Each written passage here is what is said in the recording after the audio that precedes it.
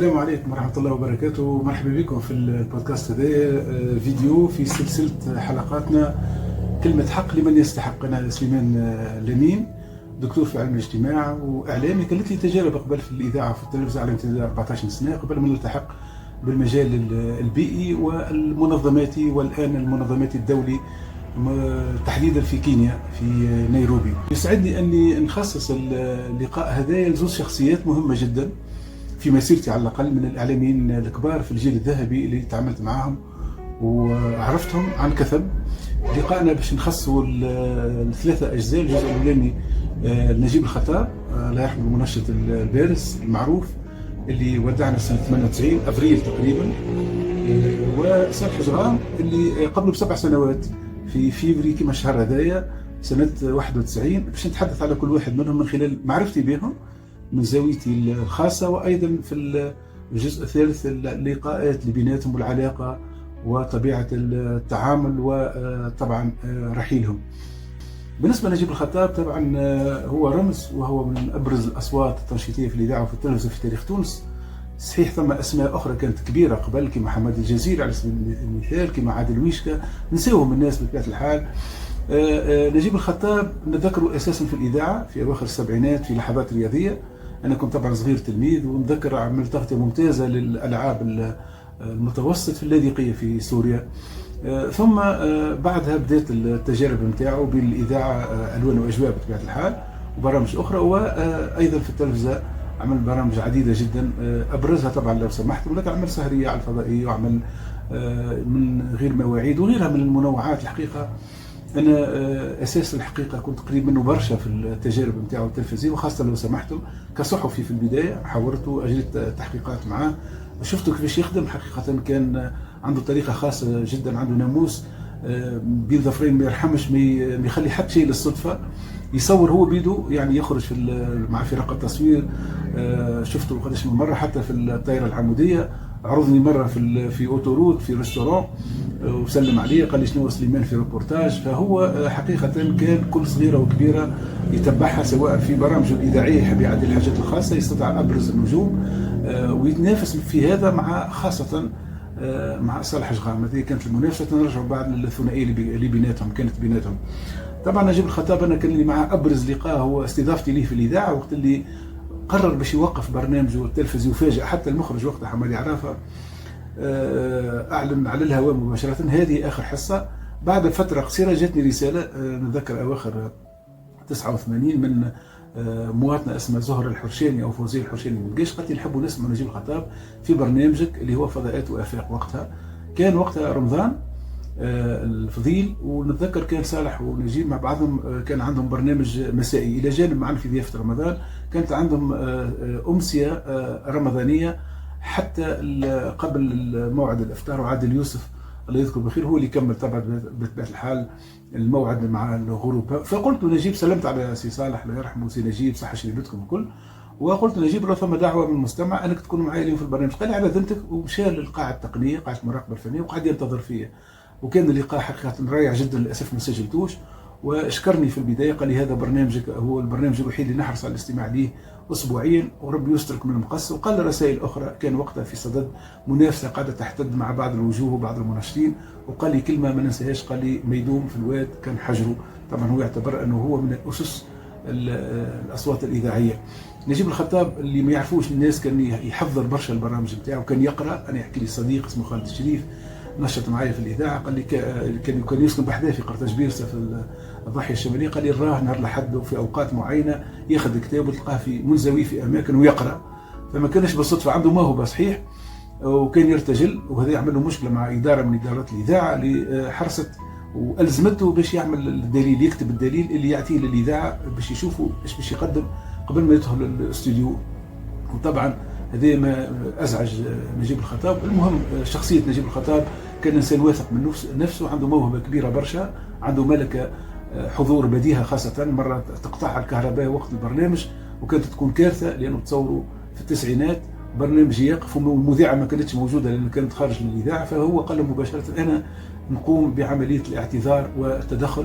دخل الاستوديو 11، الاستوديو المخصص للمذيعة، مذيعة الربط، واخذاء المستلزمات واعطوها لونتين، واعتذر قال نعتذر هذا انقطاع فجئي، رغم اللي ثم جروب معناها موزع كهرباء طاقه بديل في مؤسسه الاذاعه والتلفزيون التونسي، لكن بالصدفه وقتها لدقائق ما اشتغلش، فدارك الموقف وتدخل بالمناسبه هذيك. صارت له حوادث انه في مناسبات عديده، مثلا مره سقط في الاستوديو على الهواء مباشره. ومن الحوادث اللي حكاها لي سنه واحده قبل ما يتوفى سنه 97 تقابلنا ايضا في الاستوديو، انا نشط بعد نص الليل وهو يكمل 10 من 10 لنص الليل، ووقتها كان يوم ثاني عيد، فكان يحدث فيه قال لي ليله البارح عملت منوعه تلفزيونيه نتاع العيد وثم زوز ريبورتاجات تفسخوا، الله اعلم قالوا لي غلطه، ولكن ريبورتاجات فيهم التزامات مع فرقه تراثيه في منوبه اعتقد والتزام مع مسؤول، فهو حس اللي ثم نوع من الاستهداف. كيف السنوات الاخيره قاعد يحس اللي هو بدا يتراجع النجوميه نتاعو، ما عادش هو النجم الاوحد، وبدات تضيق عليه اداره التلفزه تعطي فرصه لغيره، فكان يحاول يظهر اللي هو عنده امكانيه باش ياخذ فرص البرة، وكان يعرض يقول انا عرضت عليه قناه معينه كذا كذا. كانت هذه في السنوات الاخيره. طبعا الاشكال الكبير هو الضغط، انا شفته اخر مره واحنا عندنا اجتماع قبل ما ندخل قاعه الاجتماعات مع مدير الاذاعه والتلفزه، حقيقه لما سلم عليه كان يبدو رجل كبير جدا، يمكن في 60 او 70 من عمره، من جراء الضغط النفسي والعصبي والعمل المتسارع جدا والتدخين ايضا. اكثر انسان شفته مدخن معنا جمال الدين بالرحاله الله يرحمه هو نجيب الخطاب. هذا بشكل عام نجيب نخليه نرجعوا له بعد في اللقاء المزدوج والثنائيه اللي كانت بينه وبين صالح شغام. صالح شغام الله يرحمه اللي توفى 22 فبراير بالنسبه لاشقائنا العرب. صالح شغام الله يرحمه اللي توفى 22 فبراير بالنسبه لاشقائنا العرب سنه 91 في اوج الغزو الامريكي للعراق، وكان وقتها متاثر جدا ومتالم، واخر حصه قدمها نتذكر سمعتها كان يتاثر ويرثي، خاصه يرثي للعراق، يا عراق يا عراق، كان هكذا كانه معناها يستغيث، كانه يستنصر العراق. هل الوفاه فقط كانت طبيعيه من جراء تسمم تسرب الغاز؟ هل كان سوء او اهمال منه هو لما نام وخلى للاسف ما انتبهش لتسرب الغاز، ام كان ثم عامل اخر؟ المهم رحل عن الدنيا هذه بسبب مباشر وغير مباشر لا نعلمه، لكن التفسير المباشر كان هو تسرب الغاز. طبعا صالح شغام خلى ارث كبير برشا. انا بالنسبه لي انا كان ليه الفضل بعد ربي انه اول انسان اعطاني الفرصه، كما ذكرت في فيديو سابق، باش تدخلت اواخر 87 في فجر، حتى عملت على الفجر بالصدفه، كنت نعمل في ريبورتاج. اول الحصه هذه اللي قدمها هو كانوا ضيوفه ادم فتحي، زين الصافي، يسرى سعيدي كمذيعه، ونور الدين بن عياد المنجعوني، كنت معهم انا خارج الاستوديو، فقال لهم اعطيوني سليمانك الصحفي اللي معاكم، فحدثني واعطاني لونتين باش نتكلم مباشره مع صحفيه مراسل اذاعه والتلفزه في واشنطن.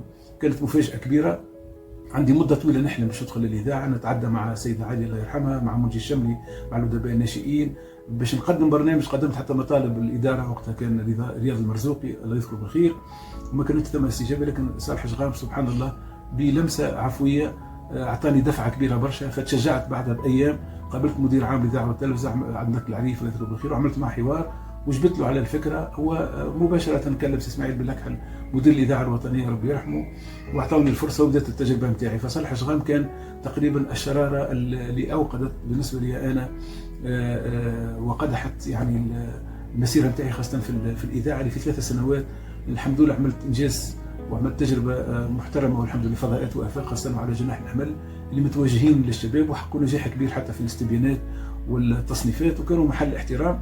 سمعت مره صالح شغام من خلال بعض الاصدقاء يعني اتصل به مستمع وقالوا نحييك على برنامجك فضاءات وافاق، واللي هو برنامجي انا، قالوا مش برنامجي لكن الحمد لله ذكرت برنامج جيد. هذا شرف لي، لو كان صحيح الحقيقه ما ندعيش هذا، لكن سمعتها من 2 اصدقاء. وايضا صالح شغام طبعا لقاءاتي به كانت صحفيه اساسا في الصحافه المكتوبه، في مجله الاذاعه كان يدعوني للكتابه معاه في المجله اللي كانت تاخذ منه وقت كبير برشا، وكان وقته كله حقيقه في الاذاعه في المكتب نتاعو. قبل ما يتغير كان مكتبه في الطابق الرابع، ثم اصبح افضل في مكتب الطابق الثاني حيث الاداره. وطبعا صالح شغام كانت له صولات وجولات في عالم الادب والثقافه والاعلام، كانت له تجربه في الكويت. صالح شغام صحيح قدم في التلفزيون، لكن قدم برامج على طريقته الراقيه المميزه اللي واصل عليها الحقيقه شقيقه صديقي العزيز الحبيب شغام، اللي التحق بالإذاعة الوطنية حتى يبقى صوت شغام مسترسل ومستمر في الإذاعة، صوت الثقافة، صوت الرقي، وصوت الالتزام. صالح شغام قدم أشياء عظيمة جدا الحقيقة، ومعالم وبصمات، والحقيقة منجزات على مستوى الإذاعة خاصة، وعلى مستوى التلفزة، وأيضا خاصة على مستوى الكتابة الصحفية، وكانت له تجربة أيضا في الكويت. الآن نجيو للقاءات اللي كانت بين صالح شغام ونجيب الخطاب، كانت بالأساس فيها يسودها التوتر والتشنج. كان كل واحد منهم يحكي لي الحقيقة كصحفي على مشكلته مع الآخر، وخاصة الحقيقة صالح كان يفصل في المشكل هذايا اللي هو مفتعل الحقيقة. كلاهما عنده مجاله وعنده مساحته وعنده إبداعه وعنده جمهوره، وأحيانا يتكاملوا في يوم سعيد، كل يوم بصمة هما، ومعهم بشير رجب برامج البث المباشر، أيضا معهم أيضا محمد علي بالحولة وصالح بيزيد، أسماء كبيرة الحقيقة، كل واحد فيهم عنده بصمته وعنده إضافته وعنده جمهوره. ولكن للأسف كانت فترة فيها قطيعة. حسنا صنع مدير عام الإذاعة والتلفزة وقتها فتحي الهويدي سنة أعتقد 88، هو ترأس الإذاعة والتلفزة مرتين، أنه جمعهم وألزمهم باش يخدموا مع بعضهم وقدموا معا في ضيافة رمضان. وكانت لي فرصة باش نجمعهم مع بعضهم الاثنين ونعمل معهم حوار صحفي. اقترحوا الله يرحمه الصحفي جمال الدين الكرماوي، هو اللي هندس اللقاء وجها لوجه بين نجيب وصالح. تقريبا أنا الوحيد في تونس، ما نعرفش ربما ثم حد آخر، لكن كمقال صحفي كحوار مكتوب نشر، أنا نشرته أوائل 88 واحد غرة ماي 88، ثم عودت نشره 98 لما توفي نجيب الخطاب الله يرحمه في كتابي ضفاف الإبداع. فهذا الحوار كان فيه طرائف عديدة، وخاصة قصص اللقاء بيناتهم وبين ظفرين المعارك اللي هي منافسة للأفضل للإبداع. يعني مثلا من غير ليه، غنيت من غير ليه محمد عبد الوهاب اللي أنا كان لي شرف أني حاورته، وربما هذا كان من أسرار تقدير صالح شغام إن كتب أنه كان يحترم تجربة الإذاعية، لأنه عمره ما صرحني بهذا الحقيقة. اللي أنا نجحت وأسعفني لحد حاورت هرام وقمم كما محمد عبد الوهاب، كما حمدي غيث، كما سيد مكاوي، كما مصطفى أمين، كما سكينة فؤاد، يعني نجوم في الشرق عندهم قيمتهم الحقيقة الأدبية والثقافية والإبداعية. من حسن الحظ كما قلت أني ريتهم مرة على الأقل مع بعضهم، وهما يتناقشوا ويتجادلوا وهما يخدموا مع بعضهم الحقيقة، لكن كل واحد على طريقته. وأحيانا سمعت صالح شغام يشكر في نجيب الخطاب ويحيي فيه على اجتهاده وعلى تضحيته وعلى تعبه، وكان هذا حقيقة رقي منه هو.